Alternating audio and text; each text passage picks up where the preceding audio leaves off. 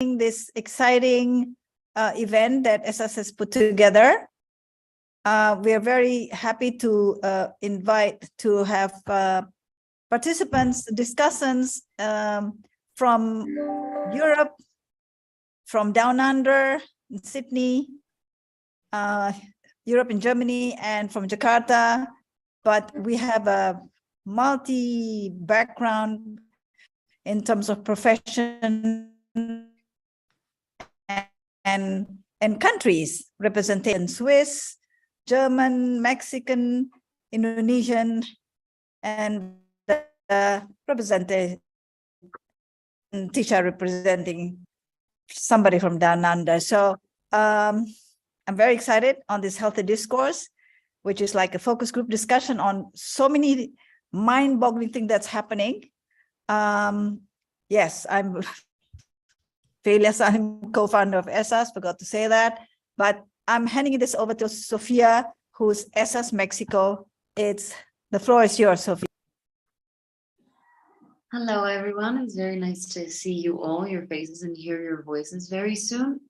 It is an honor to be here and to be discussing things that we should be discussing, things in our personal lives and things that our generation has been going through, especially our type of generation, millennial and Gen Z.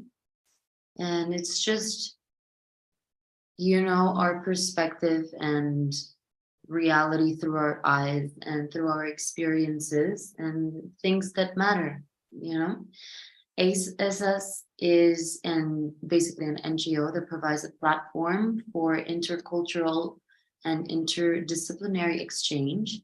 It is an intersection of arts and cultures, as well as human science and alternative economy. It also strives to make an impact in things that matter, like climate change, human science, good governance, self-expression, education. It strives to educate, basically, and have conversations like the ones that we are going to have today.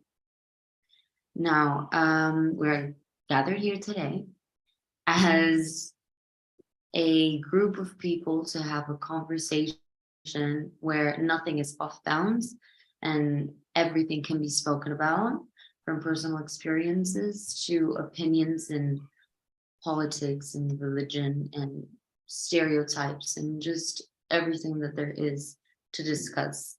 There's nothing off bounds. It is going to be a polite discussion, as we all are. And we are first going to start by introducing each other. By introducing ourselves, I mean. I'm going to start. My name is Sofia. I am 26 years old, almost 27 years old, which makes me a 1996 baby. This puts me right at the cutoff for millennials. So I'm a baby millennial, but still a millennial.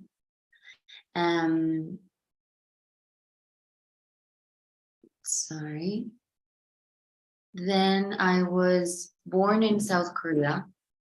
I grew up in Mexico. I also lived in Singapore because my father is a pilot. My stepmother is Swedish. My siblings were born in Singapore and they live in Dubai. They're half and half, but we don't like to be called half siblings. We consider ourselves full blood. And yeah, I studied international relations and diplomacy in an American university.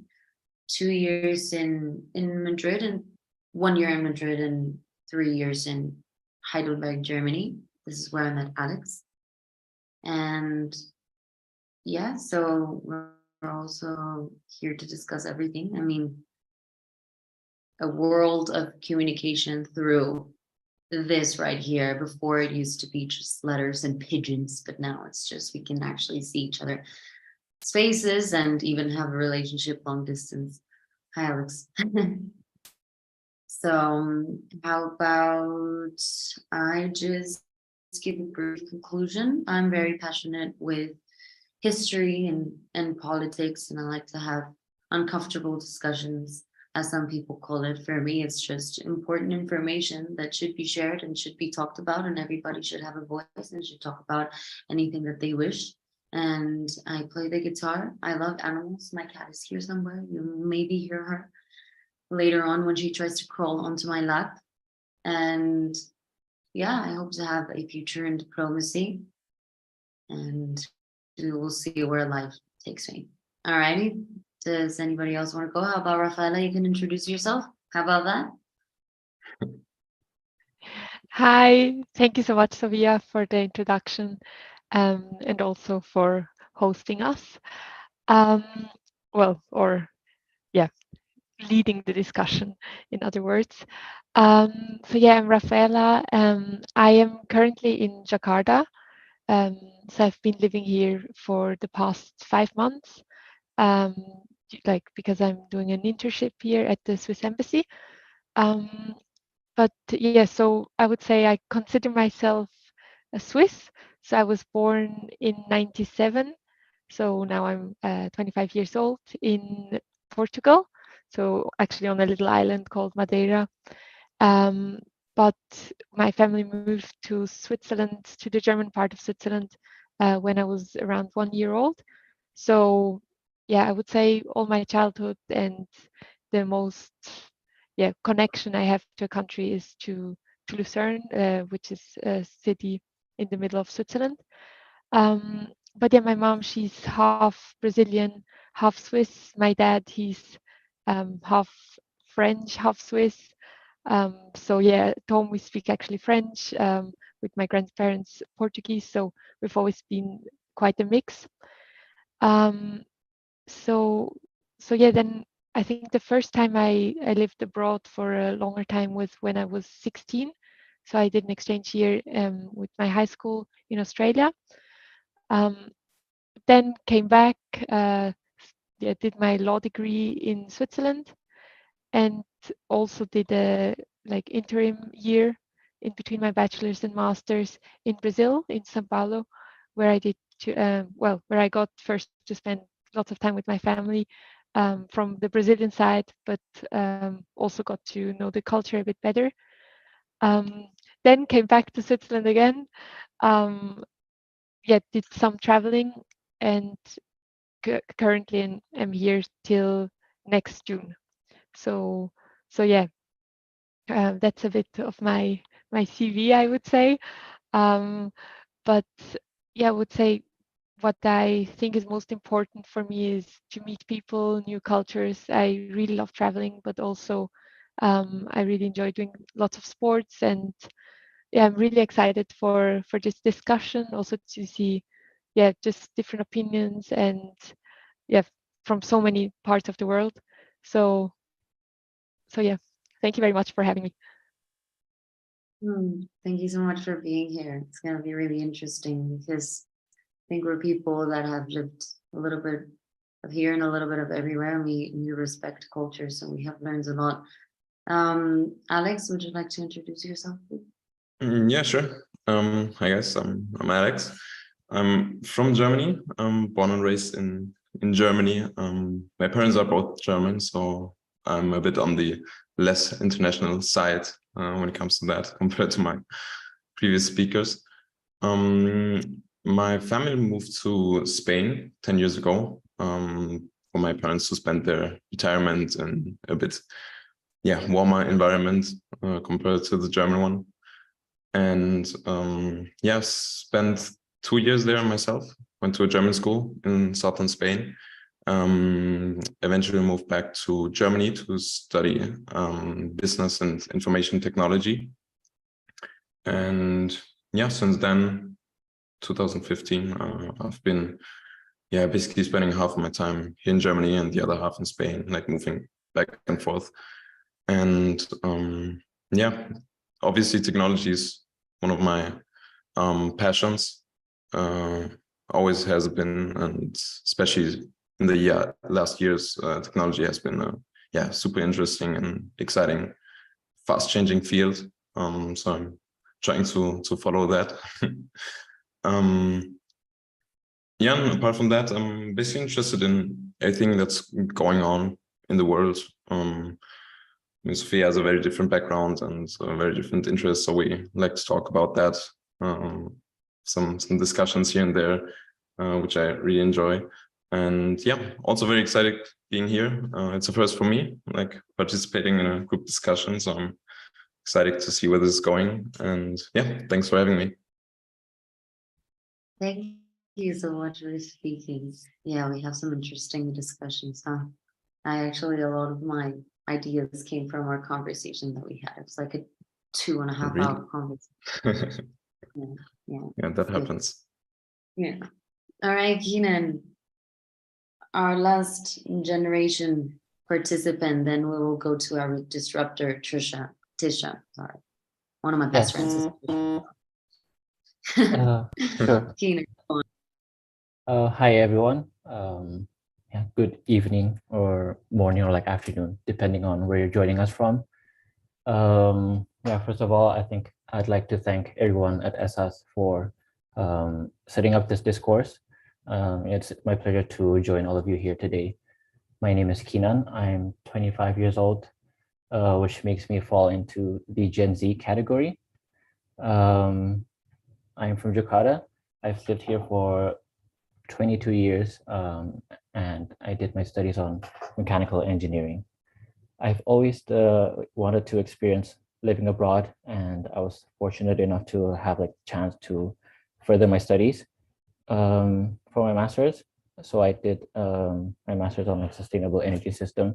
It was a double degree in Stockholm and Eindhoven. And after graduating, I worked for a VC and business development firm in The Hague as an energy analyst for a short while before eventually coming back here again right now. And yeah, right now I joined like an NGO which supports the Indonesian government on energy efficiency policies. And yeah, besides my interest in energy and like the environment, I think I've always enjoyed football. I think yeah, football is life for me. And but yeah, unfortunately, I have injured my knee and haven't been able to play for a couple of years now. So I picked up on like running and basically like all kinds of sports. I'm also into like photography, and yeah, I have my own personal website where I share my photo portfolios and stuff.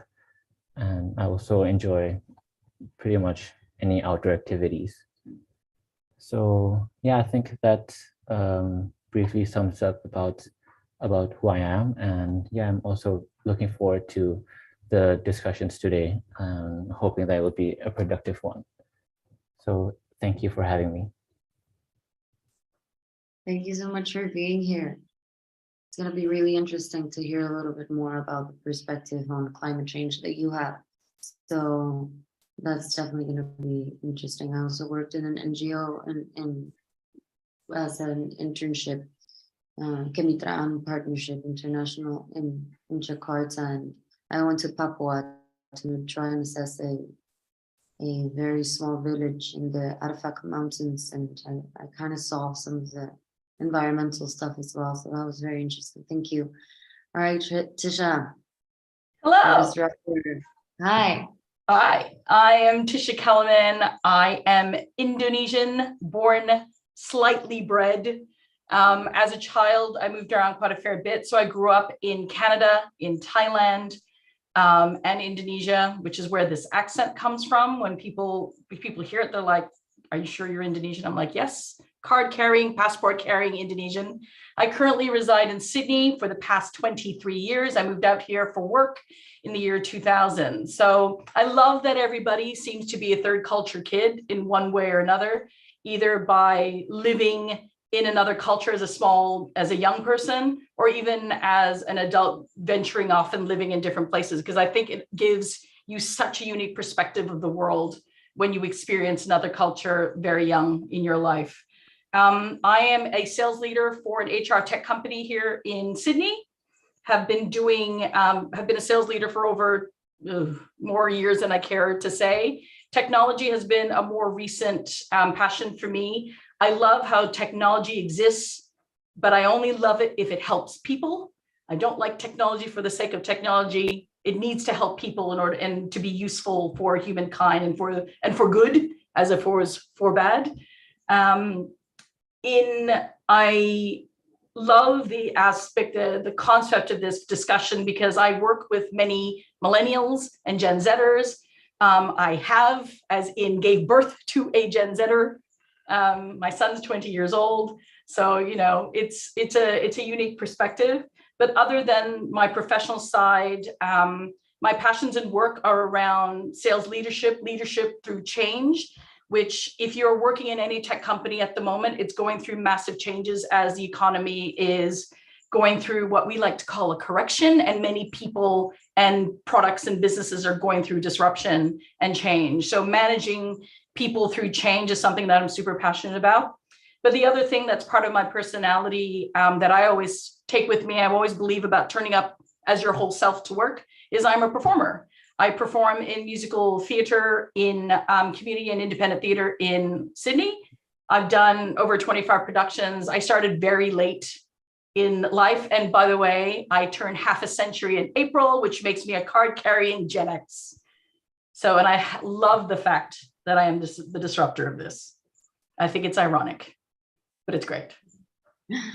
Thank you so much for being here. Really, your participation in this is going to be very interesting for us. Definitely, well, you know, Gen Zers. How about we start off with the first topic? There's going to be 3 of these. We're trying to see how we're gonna manage the questions. 3 topics. The first one is just a very basic meaning of millennials and Gen Z. Now, the years are for the boomers. Maybe some of the boomers are parents. My mother and my father are boomers, and I feel like it's going to be interesting for us as well to kind of like compare them to our generation and some of our type of mentalities. And that's 54. Well, here it says boomers 1. So the late boomers are from 64 or from 54, 46 to 64. And then Gen X, which is Tisha, from 65 to 80. And then we have millennials, 1981 to 1996. Baby millennial right here. And Gen Z, 97 to 2012. And then we have the new generation Alpha from 2013 till this day. And I have 3 siblings. They are all Gen Z. And I feel like when I interact with them, it's just very different. They think they're really cooler than me. Like the audacity that these children have. Jesus. But yeah, let's start off. Those are the years. The definition, I mean, I have a study here that I would like to read. It's from Douglas Main. He's a writer and editor for National Geographic, and he is also the writer of this specific piece in a scientific website. He says that millennials are described to be, and I quote, lazy, narcissistic, and have been rewarded for minimal accomplishments. Yet millennials may be simply adapting quickly to a world undergoing rapid technological change. Also, millennials are known to be the me generation. Actually, he also mentions another writer that he called it the me generation. So I really want to know what you guys think. Are we narcissistic? Are we jumping from job to job? Do we think that we should be rewarded for minimal work? What do you think? Have you jumped from work to work, Keenan? Well, yeah, from my personal experience, because I'm just starting like my personal career, so to speak, you can say that I'm jumping like from work very quickly, but then I think it's not because of I think partly it's also it's because of my own like I also kind of have a want to like move from my previous work, because because the work that I'm doing now and what I did previously, it was very different in a way, but also the same. So it's still like within the energy and like environmental context within my previous work. It was mostly interacting like with startups, with founders, and like trying to help them make their innovations established in the markets and whatnot.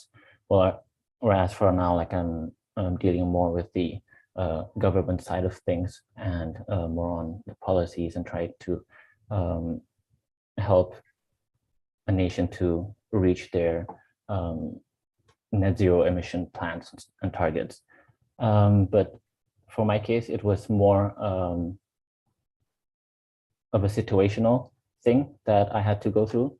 So that's why like, I jumped from my previous job in just less than a year. But I think I kind of agree in the sense that in our generation, as in like the Gen Zs, we are not like afraid to leave something that we find is not comfortable for us, or like we feel like it's not ideal for us anymore at that point, and explore on something new.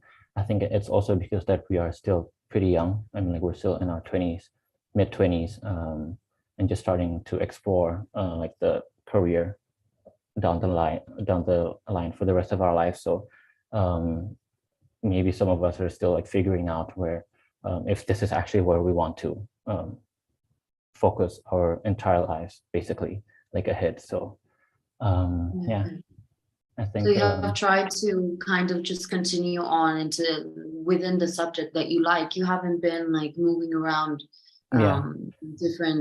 different areas and stuff. You just try to kind of carve a path in a specific. But I think like from experience as well, like seeing from my friends, it's also like there's a lot of them that changed like their like specialty, you know, like someone who studied like law for like their bachelor's, and then many of them started to transition into doing web development and becoming a programmer and stuff like that. So yeah, I just feel like we are more, let's maybe we are more want to like, if things doesn't work out, I think we try to like explore and try to find different things, and hopefully that we find that sweet spot where we enjoy and we can like contribute and put all our efforts in while still like being happy and like satisfied in doing the work. Yeah, that's very interesting, because sometimes I hear, and I had this conversation with my aunt earlier, that just our generation are just not as happy with work, and we kind of put a stop to it, and we put our lives first before the job. Do you think that is correct, Rafaela? Do you think we tend to work to live and not live to work?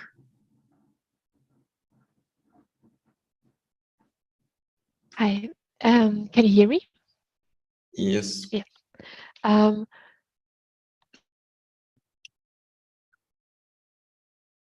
So I actually would totally agree. Of course, let's say in my social environment, I still see a lot of different patterns. So some of them they start working, and then I kind of feel they forget that life is not only about working.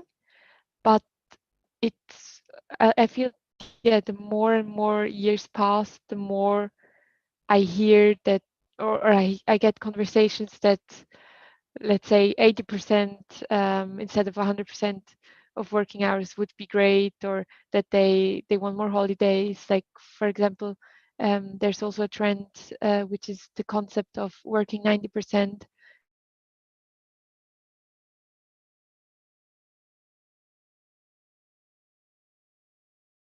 Hello, Rafaela, can you hear us? I think it cut a little bit.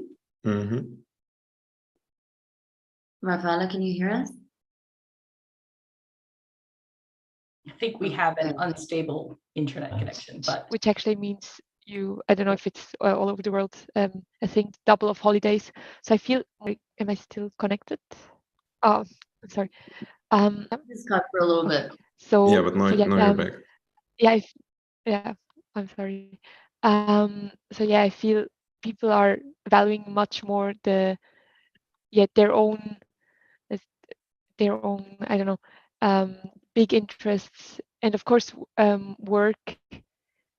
Then in the other way also has to be something they enjoy doing, and is not only to get money. So yeah, I would definitely agree that the trend is more towards yeah, self-care and what do I actually want than what yeah, what do I have to do, kind of. Yeah, and I feel like there's like two sides to the coin, because I have like several friends that they're like, well, I don't enjoy my job, but I mean, it pays well, so it really doesn't matter. You know, the hours are fine. It just gives me money. I feel like you either are really passionate or really, really Yeah. trying to get through to the field that you're very interested in, and like, you know, like Keating, like carving a path and everything, and then just other ones are just like, I don't care. Like, I just want money and I just want okay hours so I can Yeah. have my free time. What do you think, Alex? Do you Yeah. think, do you have friends like this? Yeah, I have. Yeah, obviously. But coming back to what you said in the beginning, that the previous generation, like the boomers, I think, or the guy you quoted, that our generation is being lazy. I think that's something that every previous generation said about the next one. I think the young generation is always lazier than the previous one. And I've been thinking about why this might be, and I think that the world changes from generation to generation, and the new generation always does things such as work and how they spend their time slightly different than the previous one. So maybe it's a bit harder to connect, like in between the generations, and to see and realize what they're actually doing, and everything that's new is always a bit it's just different. But I also think that maybe this, like with our generation, this is a bit more extreme than previously, since the world changed so much and so quick during the last years. When you just think about globalization, I mean, we're a couple of young people, and we already have seen like half of the world, basically, and those things just weren't possible like a couple of years ago. When I think about my parents, like their first big holidays abroad were in their 30s or something, because plane tickets were so expensive back then, and it was so much harder to just book a hotel or something in wherever, another continent. And yeah, also this has a lot to do with technology and the whole perspective of jobs and work, and the way we work itself. It just changed so much. I mean, we're just having a Zoom conference, that just didn't exist back then. Back then, to have a business meeting, you had to get like 5 people, from different countries in one room. And obviously that's, more work to go to travel to another country than to just sit in front of your computer and all day. So yeah, the way we work, the way work looks, changed a lot. So I can kind of get why we are considered more lazy. Yeah, I guess I wouldn't say lazy. I think the perception is following the path of least resistance. To generalize completely, it's looking for the easiest path, like water. Where do I find the easiest way to get where I want to go? Whereas I feel the boomer generation, it's all about suffering and hard work, and everybody worked for their company for 20 years, like my grandfather did. And my father was worked for the UN for 20 years. Like, it was one career for your life. Whereas even for my generation, and then even as your generations, it is about everybody will have at least 6 careers now. You will pivot 6 times minimum. And for younger people, it's not only 6 times, it's then slash. I'm a creator slash marketer. Everybody's got a side hustle, right? So it's kind of the path is all about the least resistance. Whereas I feel like with Gen X, we were conditioned to work hard and persevere and be patient. Whereas, and this is what I think my generation can learn from the millennials and Gen Z is like, if you aren't comfortable, don't grit your teeth and endure, find something better because you can. But as an employer, what's been super challenging is when you look at resumes and you see 1 year, 1 year, 1 year, 1 year, and my head is automatically go, oh, untrustworthy, unreliable, cannot focus. Yeah. And that's a perception that needs to change, I think, for the people who are the hiring managers that are generally, my generation. My generation will be looking at people going, oh, untrustworthy or unreliable or, all these perceptions, whereas it could be just what is the path, like Kenan was saying, what is the path to have more experiences? And it's not about, sometimes it can be just about a path of least resistance, but sometimes it's like, I want more experiences because I don't know what I want to do. And I don't want to be doing this particular role for the rest of my life. Nobody wants to do that now. And I think that's not a bad thing. I think that's actually good. I think being able to be transparent and having open dialogue with whoever you work with to kind of so that they can support you through that journey. I always assume I have people for max 2 years. That's all I've got, maybe. So I try to focus kind of all my attention with my team to get maximum productivity within 2 years. Because then after that, my job is to hand them off to the next manager or leader or whatever. So it's just kind of, and also just for the other thing is you're younger, you can afford to jump around a little bit because you have less responsibilities. When you get to your 40s, all of a sudden there's children and mortgages and bank payments and car loans and the responsibilities are different. But also I think it's worthwhile pointing out that millennials and Gen Zs place less importance on possessions. Well, possibly because it's impossible to buy a home, at least in Australia, for young people. All the Gen Xers and boomers own them. So they possibly just kind of go, well, I'm just going to have fun and travel, which secretly I think a lot of people would rather do. It's very interesting that you say that because in the same study with Douglas Main, he is actually saying that Gen Y, Z, millennials, and Gen Z, they're prone to add more value to wealth and to fame. That's why they just want to do either social media or something that, yes, it is to travel and to do things like that, but people give more value to, being famous. And I mean, all of these like famous people are just looked up to. I mean, my siblings know more about the Kardashians that they know about, Siddhartha Gautama or like Jesus Christ. And it's definitely crazy to think about. Let's talk a little bit about other generations that we think about, not only boomers and our parents, but the generation alpha, the kids that we see nowadays, and everybody's just growing up with their iPads. I mean, we started without technology, when we were growing up, we didn't have cell phones, now everybody does have that. So how about we talk a little bit about our perception of the boomers? In my personal perspective, I feel like with my mother in that generation, they started growing up already having the mentality of women can work, women can't do it all. And now what we're seeing is millennials and stuff like that saw their mothers, and it's either the perspective of like a man being like, yeah, my mother did that all by herself, so then the woman should do everything, they should work, they should take care of the gym, and then the women are like, no, and standing like up for themselves, and they either decide not to have a partner at all nor kids. So it's like a little bit of like having these two types of perspectives. That's fine.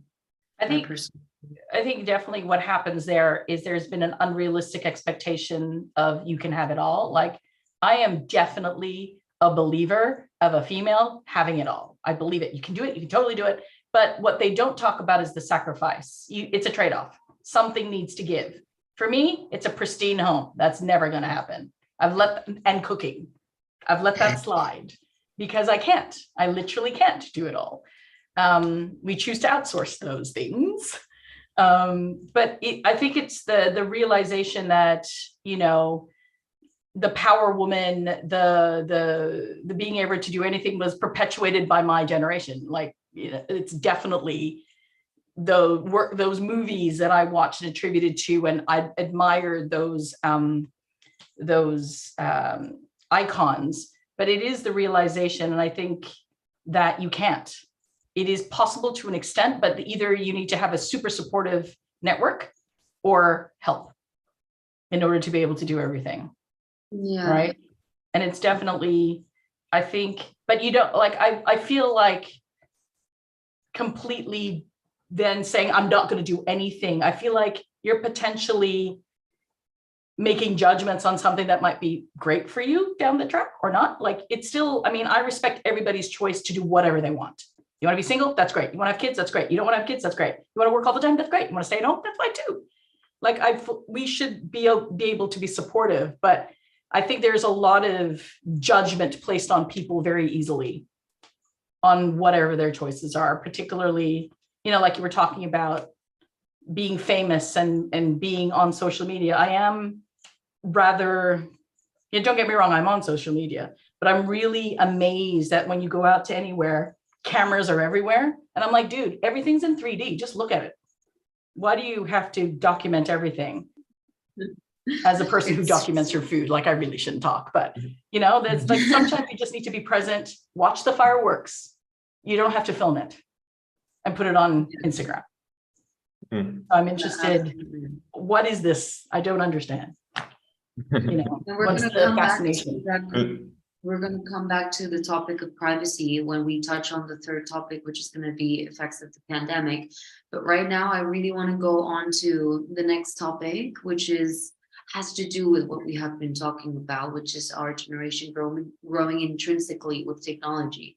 You know, the newer generations, like Generation Alpha, already you know, started with the iPads and the phones and the TikToks and the insane amount of information that there is. But I kind of like grew up with it. So like, there are some people who are experts like Alex, and you know, I'll fix your Wi-Fi. And I'm like, what's Wi-Fi? I'm just not that type of person. The other day I couldn't do like a template on my iPad, and I'm like, why can't I do this? So I think there's both ways. So I want to start off by a very interesting topic that I would love to discuss with you guys, which is the tolerance paradox.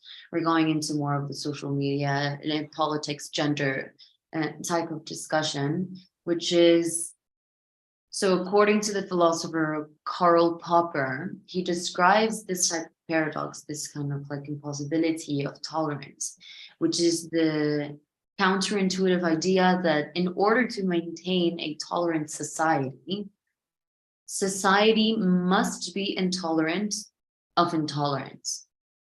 So essentially, if a so-called tolerant society permits the existence of intolerant philosophies, it is no longer tolerance. I know it's a lot of tolerance, like here and there, but Alex and I were talking about this the other day. There's so much information. We have grown up with so many, you know, Twitter, and the president is, you know, sitting in the White House and just in Twitter and can, you know, almost start a war and things like that. And then some people are already like the First Amendment right now, which is the case study that maybe we can get into it later. But some things like hate speech are a thing. So if we are canceling hate speech, does it make us intolerant? Let's talk about that. It's a big one, huh? Toleranceception. Where to go? So many. Where to go? Let's go easy. Let's go. Do you think we're a more tolerant society nowadays? No. Well, No. I think. depends where you are. Hmm. I think, and controversial, I think in person, we are far more tolerant because you're not going to say stupid stuff to people to their face. Behind a keyboard, Yeah. bastards. People are. Yeah. I mean, you're not going to find one YouTube video that is not going to have, you know, the little, even if Yeah. it's, you know, meditation or like music, it thumbs down. Or a negative comment. Like, Everybody has opinions. But what about, for example, let's talk about gender. How are we with the theys, thems, and the pronouns? Are we more tolerant with the other genders? I'm going to say yes, because it is at the request of an individual, right? So if an individual announces to the world that they are non-binary or prefers to be addressed as them or they, I will respect that because it's an ask. I feel it's a common human decency. You know, if my name is Tisha, I would expect people to call me Tisha, as opposed to, I don't know, what other, you know, variation that they think, well, you don't look like a Tisha, so I'm going to call you something else. You know, so I think it still goes back to that individual level, but at a societal level, I don't know. But what happens, like, for example, in Canada, it's a thing that somebody can get a fine if they, even by mistake, misgender someone. Do you think that's tolerance?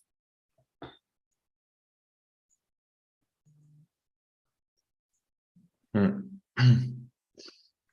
Canada. I didn't even know that was a thing. I mean, That's the thing, like if maybe a person walks into a bathroom and it's like, no, I'm considered, like I'm a transgender woman. By the And way, Sophia, there's a question. I just wanted to in the Q&A. yeah, you guys know that you can jump in as whenever you want into the conversation.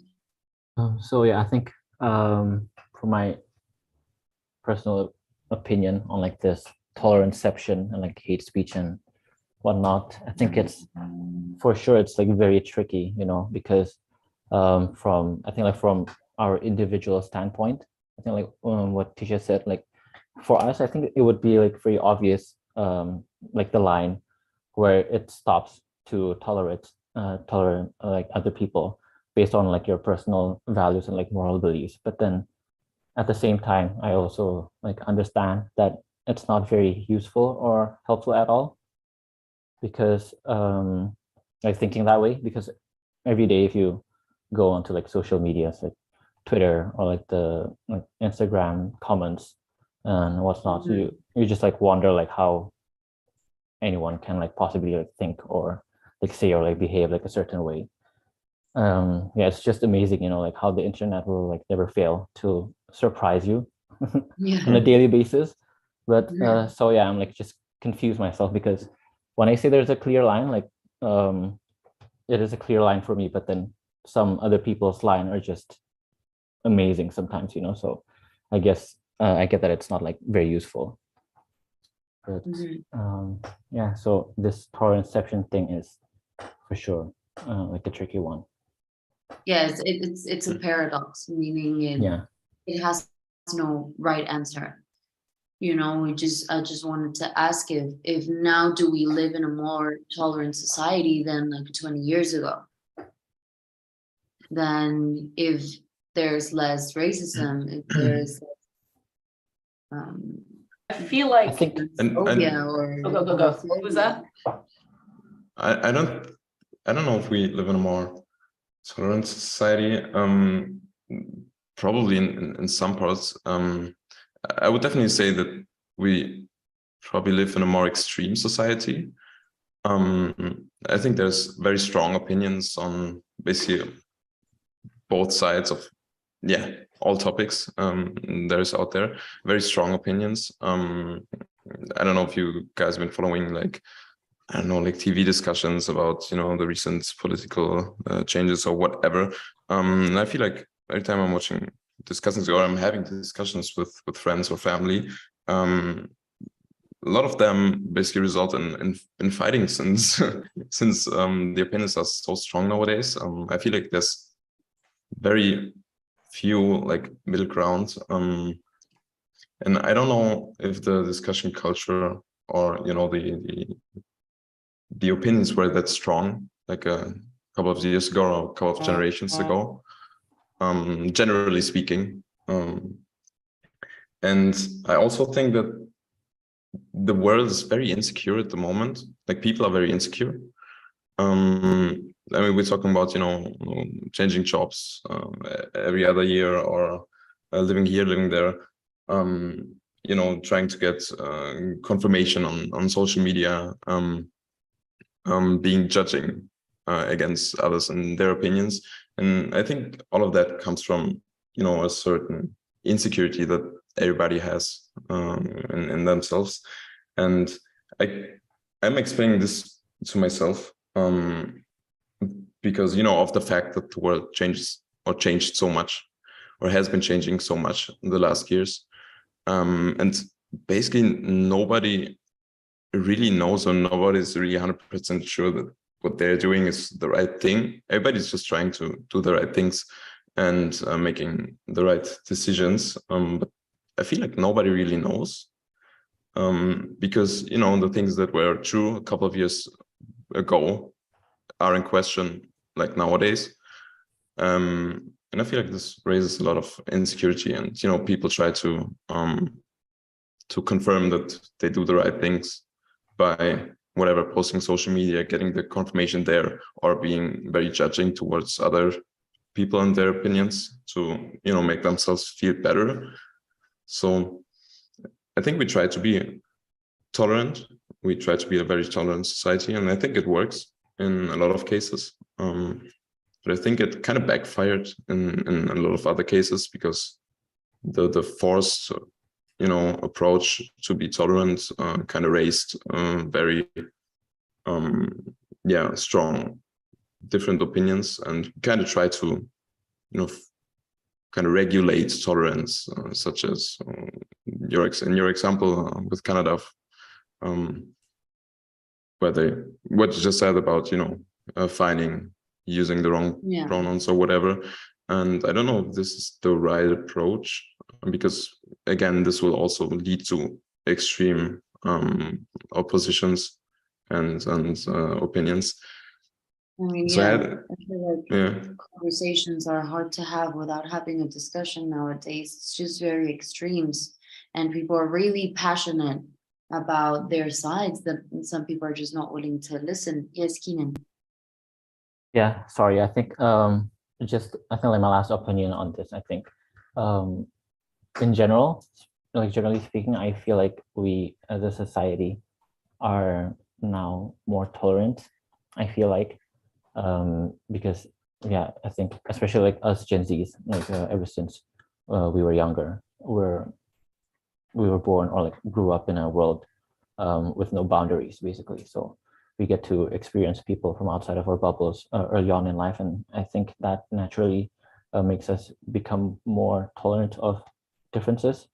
But then also because we are so connected, like right now in the world, so I feel like every little single thing that's like an issue or like hate speech or something that's going on is being amplified, or people can take that information like very easily. So you can so you also see that maybe we're not that very tolerant, but I think it's also just a part of like being easily having access to information from everywhere, that we can obtain all this bad news and everything. but generally speaking, I feel like we are probably a more tolerant society than before. I don't disagree. I think definitely you're right in the sense that we're exposed to more things earlier, you know, or it's just not in you know, back in the 80s, you had 4 channels on television if you were lucky, and you only saw what was pre-programmed for the general audience. Now there's so much for everyone. There's a little bit of something for everyone. And you as a consumer get to experience a little bit of everything and make your choices. I think what's interesting about, I do feel I don't know if it's tolerant or it's just become the norm that different is fine. Different is not bad. It's just different. Whereas in, you know, when there wasn't as much information available, different was foreign, was bad, was judged. Whereas now, not so much. So I do, in that sense, probably you're right in this, we are more tolerant because we don't see as many differences. We see more sameness or commonality as opposed to difference. But then what I find interesting is people then still feel that they have the right to just say anything without really thinking about it. I'm like, Consequences of it. you know, like commenting on a woman's body. Like, who are you to comment on this person? You know, I just the entitlement of that, I don't understand. I really don't, because again, if you were in front of that person, you would never say that stuff. Because hopefully your parents raised you like a good person and you would be a considerate, nice, common, you know, human being. Whereas for whatever reason, there is a feeling that you can just say whatever you want and it's fine and it's no consequence. Yeah. So I don't know if that's a reflection of tolerance or what. Maybe to add on, and I think I quite liked what Alex said about the being more extreme, because I know for me, what I have in mind right now is a couple of weeks ago here in Jakarta, the embassy, for example, of Sweden had to close because of the right-wing politician that burned the Quran. So in a way, the reactions were so fast, and it was, like the situation here for the embassy was actually pretty a dangerous situation. And I feel in a way we are tolerant on what we see, but even with the social media, we are well connected, but we still stay in a bubble in a way. So yeah, like all the algorithm and everything, of course we see what else, but in a way you also have the feeling everything is kind of how you see, like how you see the world is also how other people see the world. And yeah, I think that in a way makes us tolerant, but also not. I know another example, maybe to explain a bit better, there's the new like criminal code here in Indonesia, where one big topic internationally is the like the article where people that are not in a are not married, that have that interact sexually can be punished. So internationally this is a huge thing, and everyone's like, how can Indonesia do that? And from my work colleague that I shared the office with, like she's Muslim, and her reaction, or she asked me like, why is everyone making such a fuss about this article? Like there are many other articles in this penal code which are much worse for us. For example, the freedom of expression that is being limited. For us, like not having, let's say, sexual interaction before marriage, that's just normal. Like it's just written down what is. So I feel we're tolerant, but also contextual, like, isn't it? also not. Yeah, it's kind of twisted in my way, in my mind. We definitely are more tolerant as a society compared to other years. Sometimes. Yeah. For some topics. Only sometimes. I don't think that's, Yeah. I think that's a fair call. Like, you'd like to think we're better, but I think Yeah. in accepting immigrants and stuff like that, I think that's definitely better. But in tolerating something that is different, supremely different to your thinking, maybe not so much. Yeah, But I exactly. wanted to just somebody did bring up a Q&A question in the, I have it right here. I'm actually gonna read it out loud. It's because we were just all having like different opinions, and I wanted everybody to speak first. So here, Cinta Sirait says it takes roughly 10,000 hours of practice to get good at something. The value of grit, persistency, discipline, and focus on substance and skill that makes one individual successful or not, no matter which generation. Thoughts? the only thing I added was passion. So the perseverance, the grit, the hard work, the blood, sweat, and tears only makes sense if you're passionate about it.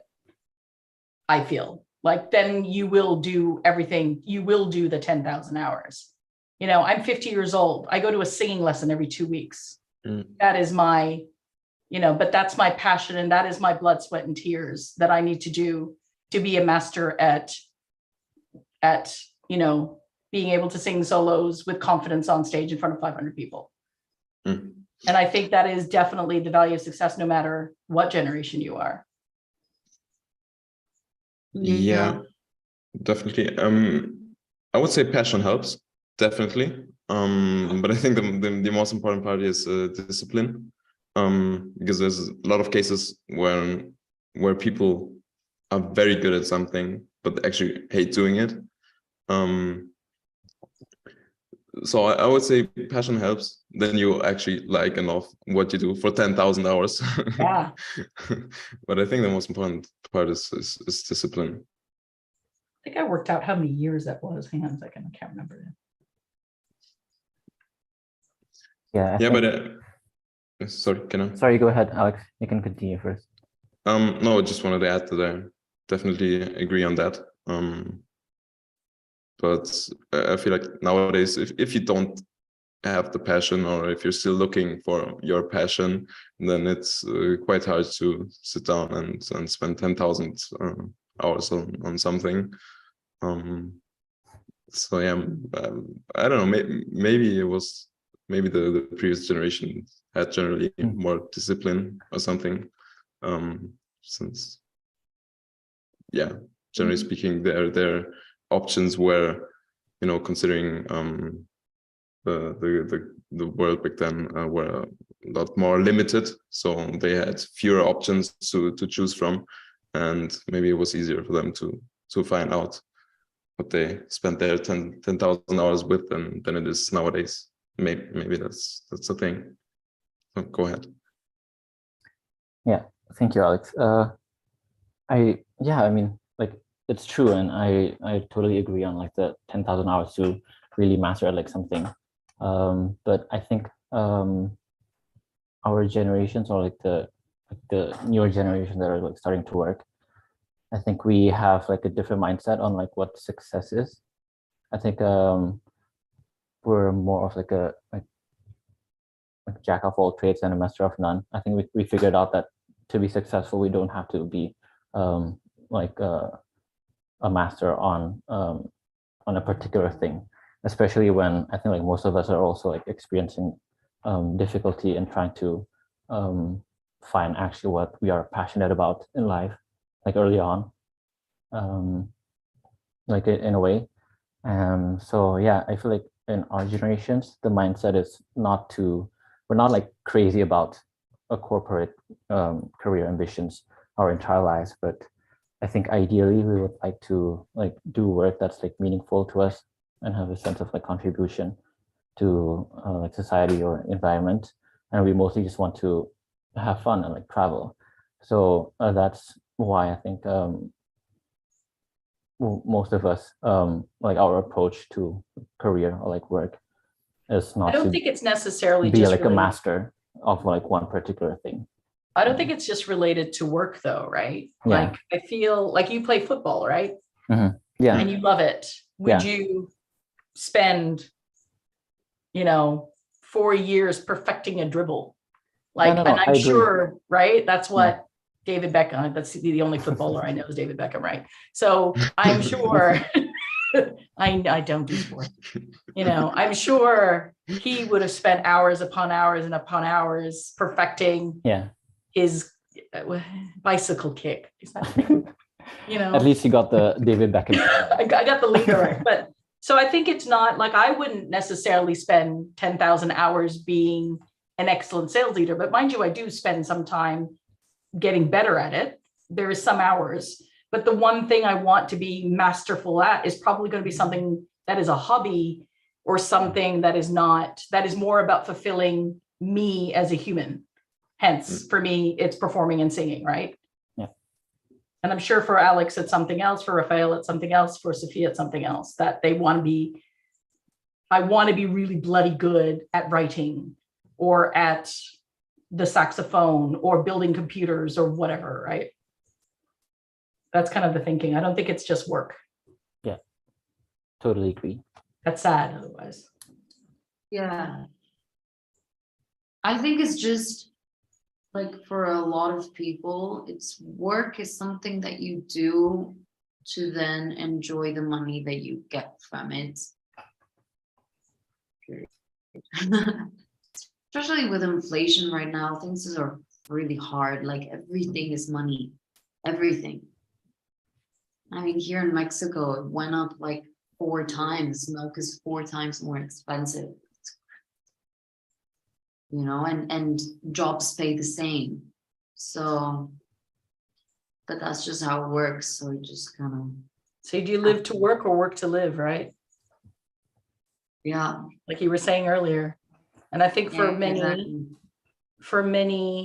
it is work to live, or is it, work to live. I need to pay my bills, but I also want to enjoy family, friends, hobbies, side hustles, because everybody has one. I don't, but so many people do have side hustles. And I think it's that balance, that whereas I feel like on my I was up till 1 o'clock finishing a work thing. That's stupid. Why do I do that? I don't know. It's ingrained in me that that's what I do. Whereas I feel like nobody would do that normally. No, I think our generation would be like, no. What the hell? What were you doing, Tish? No, I'll do it in my work hours. Absolutely not. Yeah. For me, I would be like, no. I mean that Honestly, it's just like, work at the end of the day is hard. Work is work, but also work should be enough. You're spending your hours in this place, like your life. So work is hard work enough. Okay, I don't know.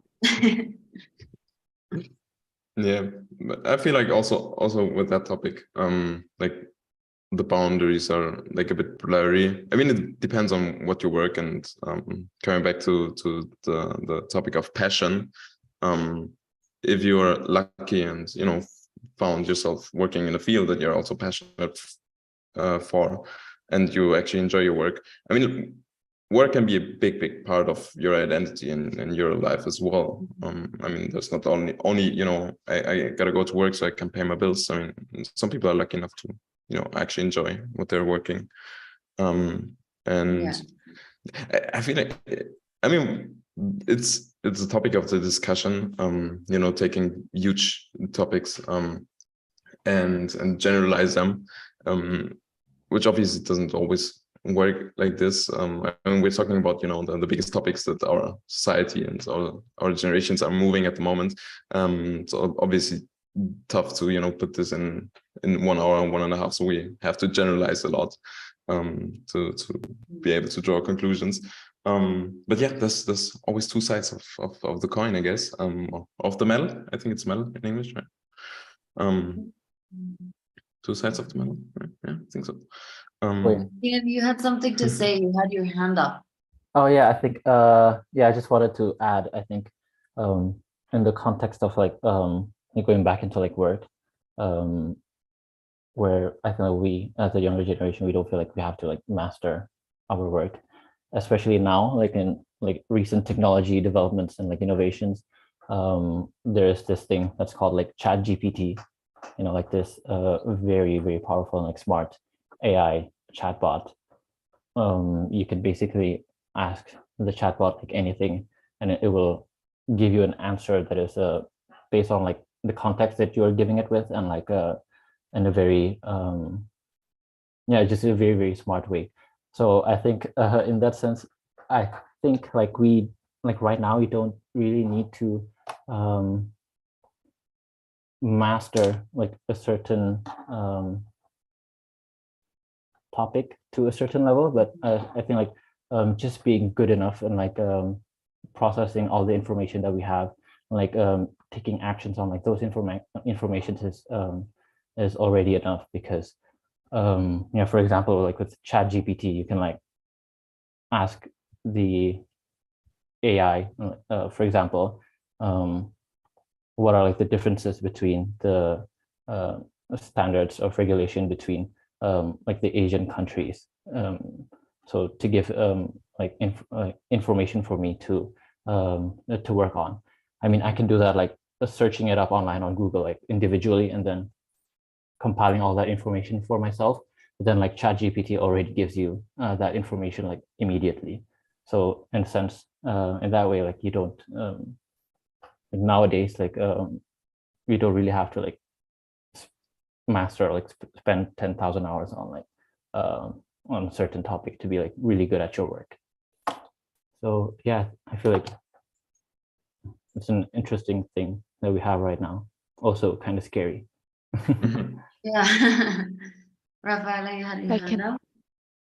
yeah, if I can add on that, I think in a way, like, or first of all, I completely agree what you say, that, yeah, it takes us a lot of work away, because just everyone can use ChatGPT if it's not overloaded. Many times it is. But if you have access, usually you can get such good information. Let's say, like last week I had in my work, they say, okay, summarize this article for our like monthly news or something like that. You put it there and it saves you, let's say, 4 hours, because it will just summarize. Then you can focus on the little details, on the internal information. So I think in a way it can take a lot of work away, but also in that way it puts a lot more value on social skills.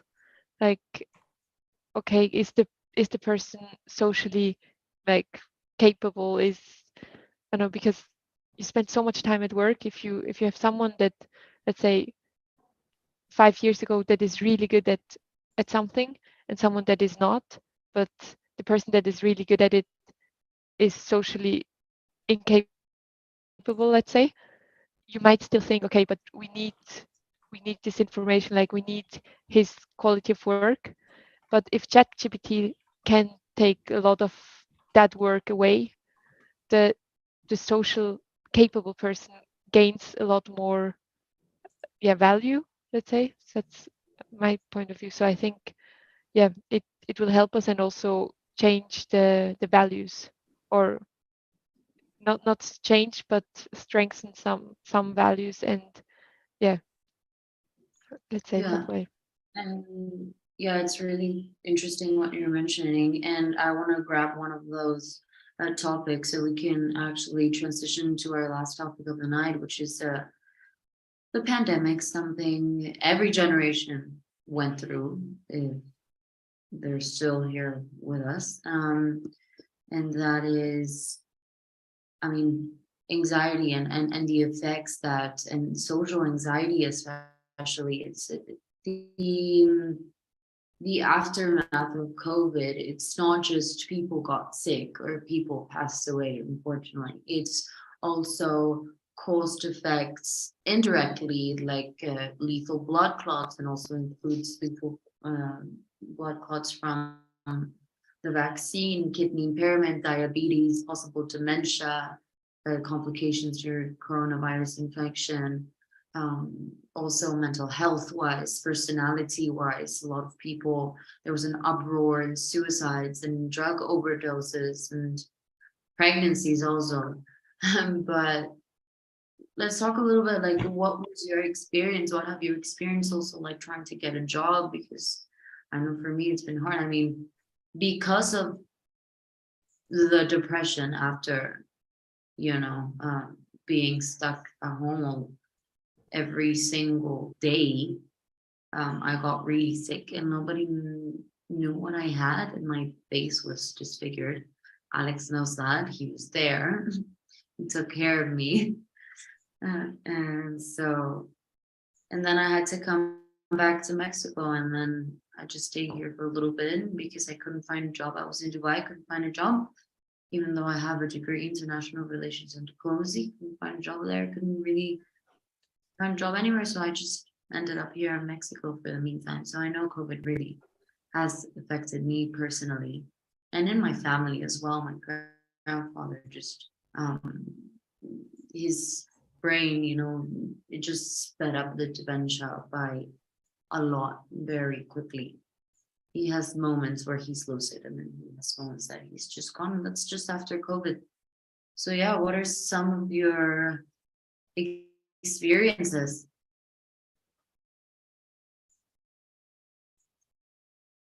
Anyone wants to start, or maybe I think Tish? I'll start because when COVID started, there's 3 of us. So it's, you know, 2 adults and Jared was in high school at the time. We're not super social people. Like, we love staying home, but staying home all the time because you have no option of doing anything else was oppressive. We were grateful and very lucky that we lived in a house that had enough room for us to be apart from each other. When you know, we had to homeschool, like Jared went to school from home. I'm grateful he was, you know, 17 and 18, that we didn't have to homeschool a child, and myself and my husband worked full-time in our own spaces. But then we were able to come together when we needed to. But then we were also craving just to be outside. We started exercising, which we don't normally do, just to be outside, because that was what we were allowed to do. But we did crave human interaction. You know, that was not us. Love my family, but we really got tired of just us. But the one thing I did notice was my mind, because I was a leader of people as well, and trying to be up and upbeat and positive all the time was so draining on my physical well-being that I would spend hours, and in my depression manifests in watching a show called Call the Midwife for hours, because it would make me feel happy, because babies were born, and that was beautiful, and that would feed my soul so I can give it back to people, you know. So that's kind of like, we didn't have it so bad, I must say. We didn't have it so bad because we were let out quite a fair bit, and then finally our lockdown wasn't as long as like people in Melbourne or people at home. Like, my mother was at home for so long and I felt so bad. But my son, who is autistic, it was the pressure, the concern, the fear was quite a lot for him. So he developed like an incredibly unhealthy, still does do, of hand washing and hand sanitizing all the time because of worry. So it's just like, these are the things that wasn't a problem before that has manifested since the pandemic. But we've come out of it better, but it's still in the back of the mind of, we really don't want to go through that again if we don't have to. Yeah, Mhm. I felt like also with a lot of my friends personally as well, it was craving human attention. I mean, I was living with my 3 siblings, my dad and my stepmom, in the same building. My stepmom and my dad are separated, so there were like 2 different apartments. So it was like kind of nice to interchange in between these 2 apartments. And honestly, I had a blast. I've never been so fit in my life. I like exercise twice a day. I was like, awesome, great time. But then you're craving the social interaction, But then ironically, when I went back to Germany, it was really hard for me to interact. I kind of like forgot it. And I'm like, no, I don't want to go outside. There's too many people. I can't like, no. And it's not because of the germs or the worriness or the scaredness. Too many people freaked me out. Do you not watch How does that movies before? Like, do you not watch a movie that's like filmed pre-2020 and go, oh my God, there's too many people out there? Or watch a TV show? Yeah. Like, do you not get that? I get that. I go, ooh, too many people. Too many people. Like they're not wearing a mask. Oh, wait. Oh yeah, that was Right. before. Okay. That was before. Yeah. Okay. Yeah, that was before. But as soon as it happened, like we were just wearing masks all the time, that it would feel weird for me to see people. I mean, in Dubai, we had a full lockdown. Like we couldn't go out without the government's permission. Like a household could only go one person at a time and eat every 3 days. Like, and you had to go to the supermarket, ask for a specific time and put your passport in. Oh my God. Wow. Wow. And if they caught you, like not within that hour that you asked for in the government, they would fine you an insane amount. So it was crazy. So we had to stay there. I don't know, like for me, I think I had like a very different experience because when the pandemic started, I was in Stockholm, and apparently, I don't know what's going on in Sweden, but they didn't really have any lockdowns. Yeah. Yeah, well, that happened. So, but I think like students, like because like international students, we all lived in like a student dorm, and I think like the university complex that we are like shutting down ourselves or like closing ourselves from the outside world. But then like yeah, when we have to do like the grocery trips and like go down to the city and do stuff, it's just weird because like day-to-day lives just still went on in like Stockholm. So yeah, I didn't really get to experience that like oppressed feeling, and we just stayed in our bubble, and then we still see like our friends from the same buildings. So we didn't really yeah, I don't know if that's a good thing or like a bad thing, but we didn't really have that very like lonely or like being alone or like oppressed, not being able to get out kind of feeling. So yeah. Here we have a question from the general public. It says, we're sort of over the pandemic. It was obviously hard times, but today, what good things stay with us? I missed that. Sorry, what was that? The last bit? What good things stayed with us from the pandemic? Hand washing. I would say maybe for me one big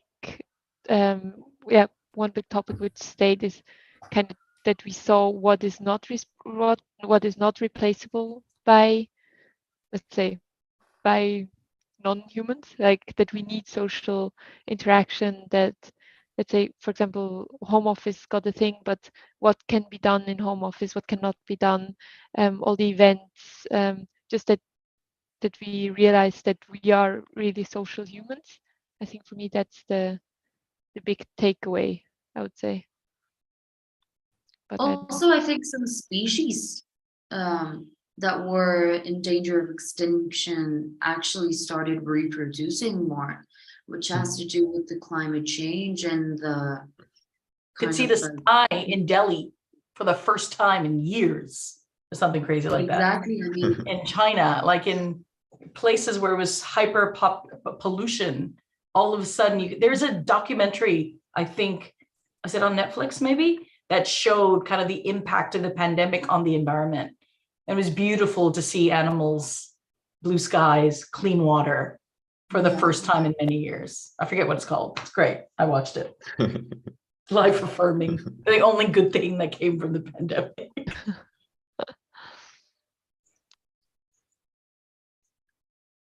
But actually, one more thing that I think is good that came from the pandemic is if you're sick, stay home. Don't soldier on. Don't try to come into work and make it through. We're now more, you're not feeling well, stay home. Take a rest. Turn off the computer. You know, you don't need to share that.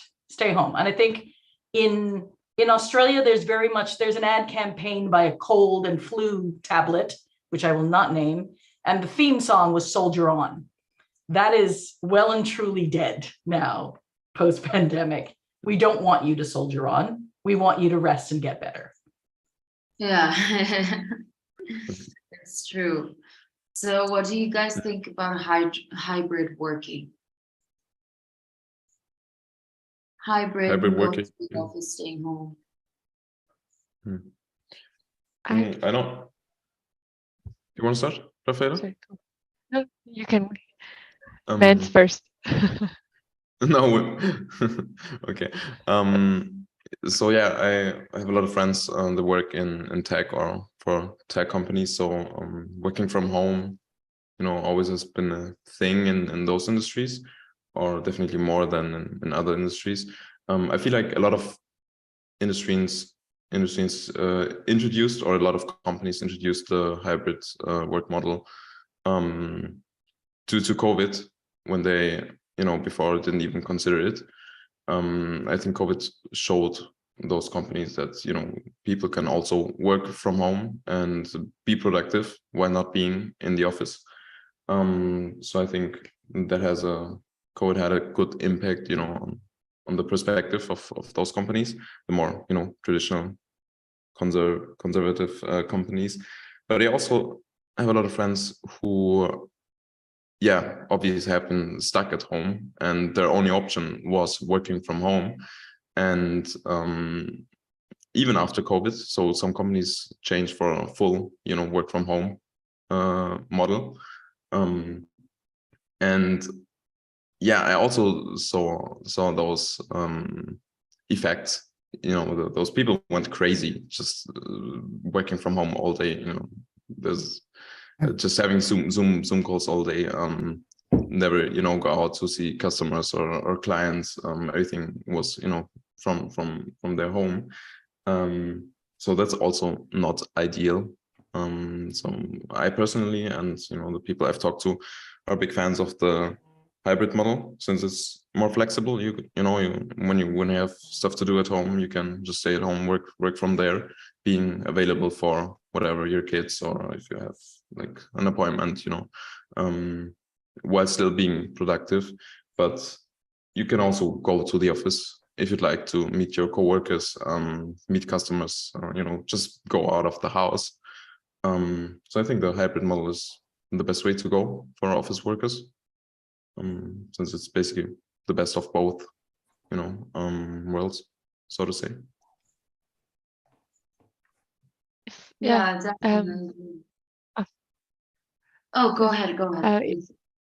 If I add on that, I again completely agree, especially because the nice part is that the flexibility is still there. Let's say, if one day, I don't know, you need to wait there because the postman will bring something, or just like small things that sometimes can be a big thing if you do not have the possibility to be at home and have to organize everything. So you have in one way the flexibility, but on the other way, I also, or I'm someone that really enjoys going to the office, because just it's very social, and I feel I learn. Not that I don't learn when I'm home, but if I don't have the aspect at all of going to the office, you kind of don't know what's happening in the office, what, let's say, in a way, like the gossip you miss out, even if it's just like daily talks, like, this person, I don't know, went to the doctor now. You can ask, you have like more personal connection, and I feel like I work better because you kind of know what's going on in all the areas. And also work-wise, okay, there's this event, this happened, this went great, this didn't go well. You're just more aware of things. Yeah, that's my impression. So I think the mix is very good, because you have kind of best of both worlds. Yeah, no, definitely, I agree. So we're gonna start are closing now, and maybe each person can give a little bit of a conclusion, not only on what we talked about, but just anything that they like to say about the world that we are living in, or the world that we grew up in each of our generations, and what we expect of the future. And I mean, if you liked this webinar as well, for me, a conclusion that I would give, that I have done a lot of thought towards, is that millennials are kind of like battling, or millennials, Gen Z, are kind of like battling the in-between of being like in a kind of conservative like mentality, but also in a very technological and very new world. And we're kind of like battling the new technological facility and everything in this new world, basically, but also being a little bit of the olden world as well. And it's just battling the in between. And anybody would like to go next? How about, Yeah, why not? um, so for me, I actually really like our generation, if I can say that openly.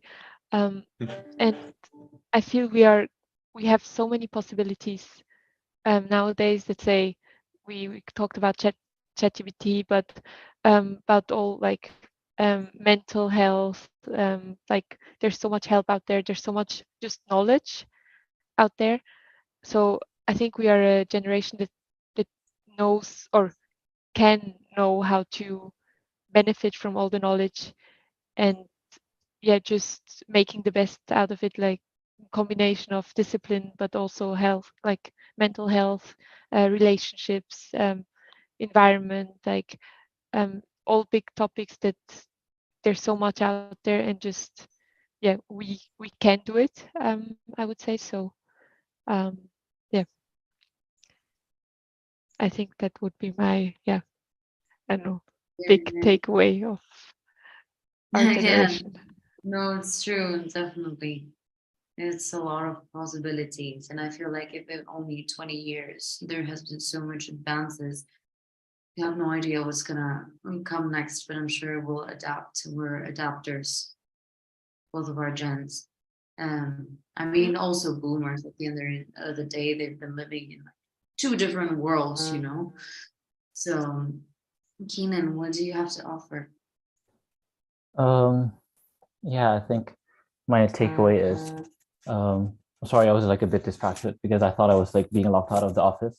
I just made sure that I'm not locked out for the rest of the night here. But And somebody to rescue you. yeah, but I feel like on Gen Zs, I feel like we are, in a way, we are like a blessed generation. Like we are like born into this world where we get to like learn, experience, and like basically endless possibilities to get or like what we want or need at the tip of our fingertips.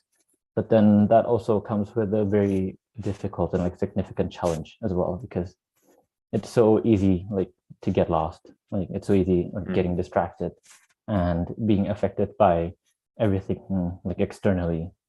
But at the core of it, I think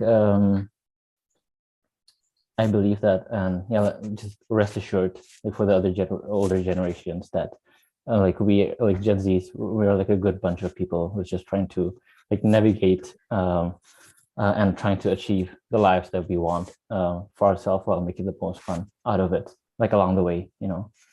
And like from the climate change perspective, I think we're also I feel like we are like the first generation, as in like we're like the generation who are born into the world where the condition is already like we see the impact, and we experience the negative effects of like climate change.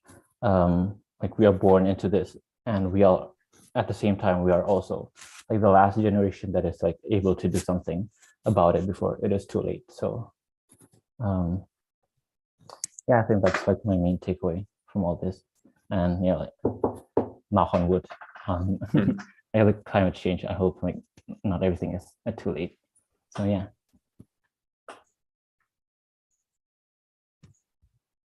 Yeah, Yeah. definitely.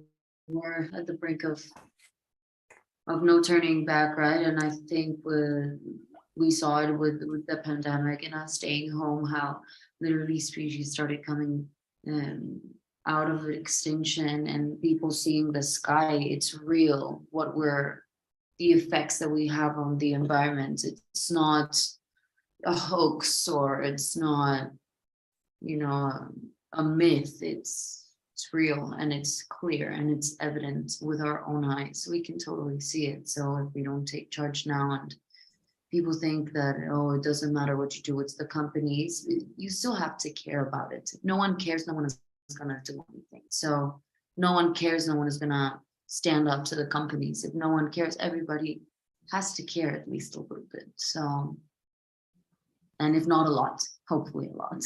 Yes, Alex. Yeah, no, I totally agree with what you guys said.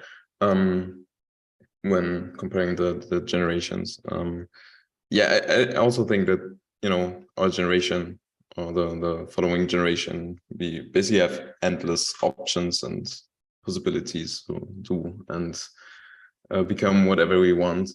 This can also be very overwhelming, obviously. So I think we're just, trying to find our ways and, making the right decisions.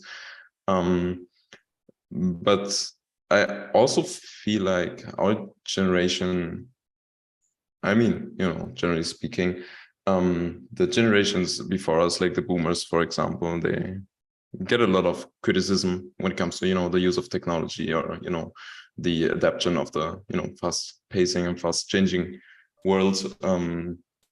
But I think we should never forget that, our freedom and our chances are basically built on what the previous generation achieved.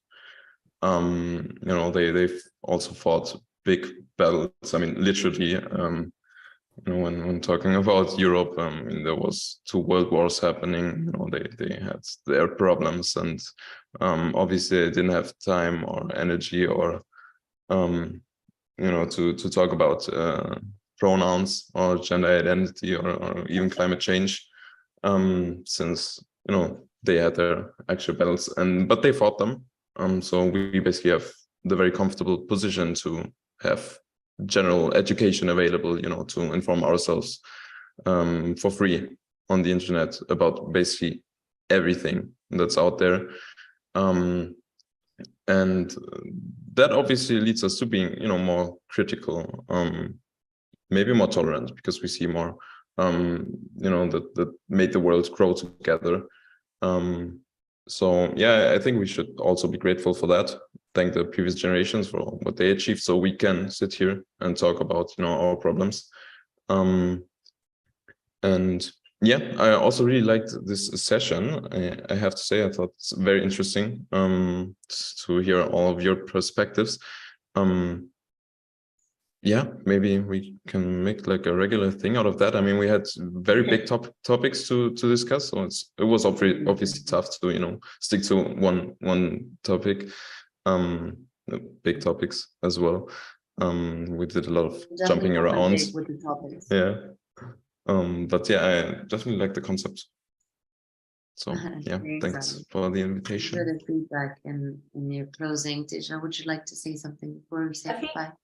I think the main thing, yes, we're separated by years, arbitrarily, but I think if we seek more commonality within everyone will just get on better. And I know that sounds a little bit artsy-fartsy and a bit hippy-dippy, but I just feel there is so much that every generation can learn from each other, I feel. And I think there is often that, we are making generalizations across this entire hour and a half, but if we take it down to the human level, we can learn so much from each other.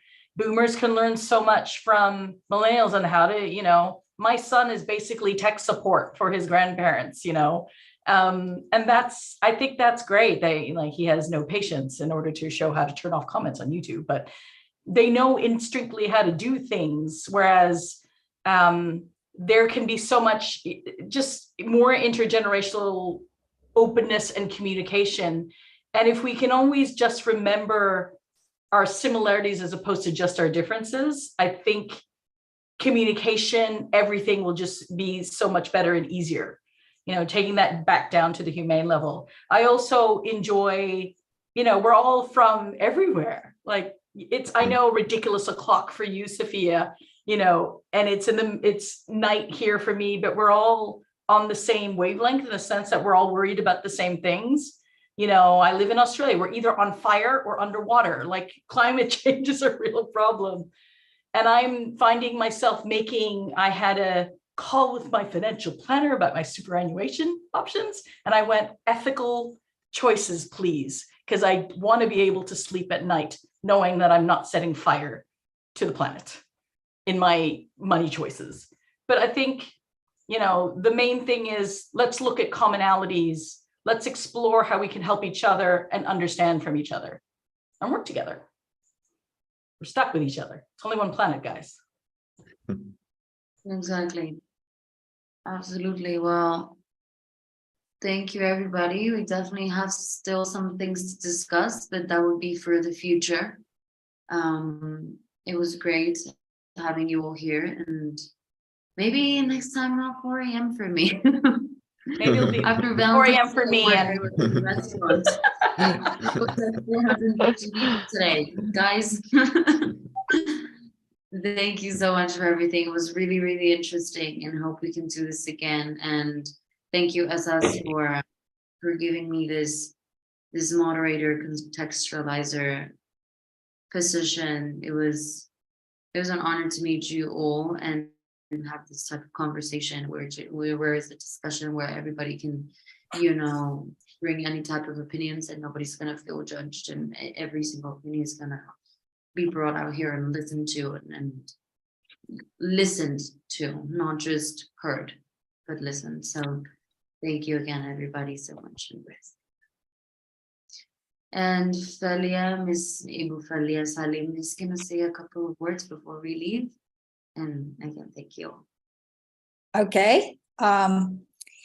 Wow. I've just been intentionally like a fly on the wall or a fly on the screen, I suppose. There's been a lot that I've covered, and thank you for all your input. I am something I call myself, I don't want to call myself a baby boomer, although I might fall into that category, but I'm intergenerational, what do you call that? Intergenerational generation. I like to think myself of that because, I think the lessons learned is, and my experience in this session is like to listen. So I was listening from the various generations, from Tisha to Sophia, Alex, Rafaela, Kinan, and myself, my own voice. But I really guilty as everybody else, thinking, oh my God, these young people are so lazy. They take it easy. But I have to, reflect back on what has been said here, that not necessarily, every generation, every context is different, and the challenges are different. My challenge growing up was different. And one thing that is definitely a major shift is about careers. My parents had, like who said it, Tisha, being in one organization or company or institution, but you may have different careers. Yeah, that's why there was a good question from the audience, from Sinta, about 10,000 hours of practice. Yes. And then somebody said, Kinan said, there's ChatGPT, you don't need 10,000 hours, right? But at the end of the day, how you make choices. And what I hear from all of you is actually the values of a person is really depending on your background and all that. But one thing though, I I was also of the view initially that the Internet of Things were, making people more fragmented, and AI helps.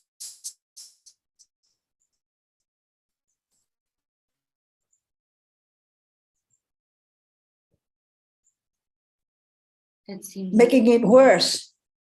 But again, practicing listening, because we are social animal, right? So, but what is still inconclusive to me is about privacy. We have different, maybe that's for another day. But the more data, the better the ChatGPT. But then, of course, the more challenges that we face. But it's about how to make it successful.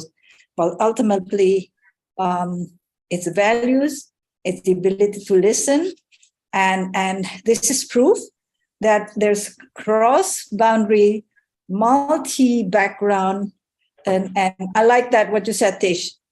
Third culture kids. Third culture kids. Third culture kids.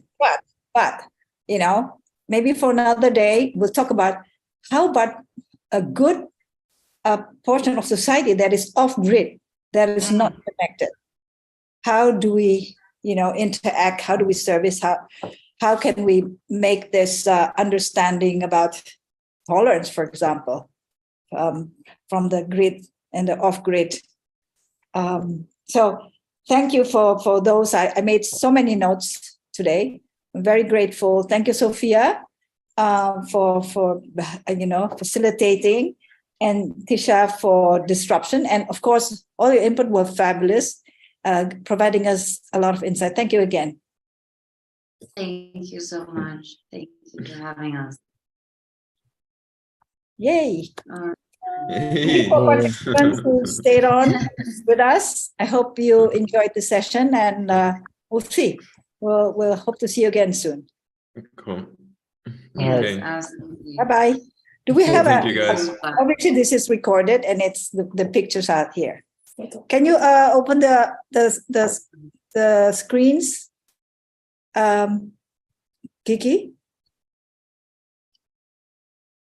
Yes. Oh, okay. Let's take some picture. Yeah. Yeah, too bad.